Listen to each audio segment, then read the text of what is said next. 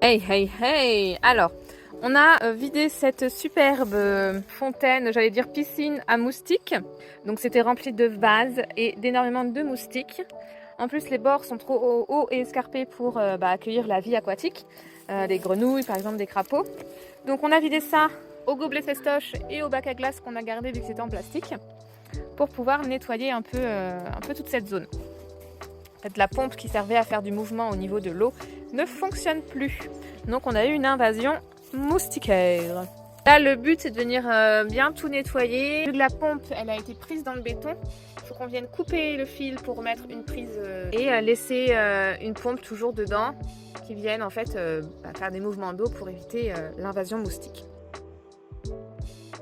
Dans les cadeaux surprises que nous ont laissés les anciens propriétaires, il y a cet ancien bout d'échelle, d'escabeau, c'est pas trop. Ce qu'on va essayer de faire, c'est essayer de la découper au gabarit de la fontaine pour pouvoir mettre ensuite un grillage à poules dessus, pour pouvoir protéger des feuilles, des brindilles qui vont tomber dedans.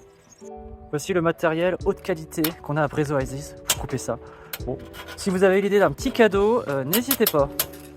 Donc là j'ai coupé un premier bout à droite, maintenant pour égaliser, et maintenant je vais devoir couper à gauche pour pouvoir simplement après disposer l'échelle sur les deux parpaings.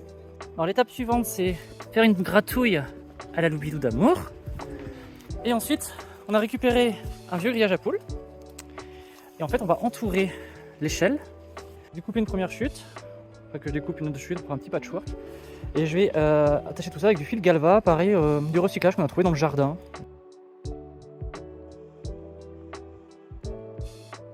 Donc, je vais compléter une partie des cailloux. Voici. Et du coup j'ai remis les deux grandes plaques en ardoise. On a quand même beaucoup de chance avec la présence de ce genre de pierre dans notre jardin pour que l'eau puisse couler, tomber ici. Plus qu'à attendre maintenant de l'eau de pluie, donc j'ai laissé une petite ouverture pour pouvoir rajouter de l'eau de pluie. Donc ça y est, nous avons fini de protéger avec des cailloux. Nous avons remis les pierres sur le dessus et là nous attendons que l'eau arrive.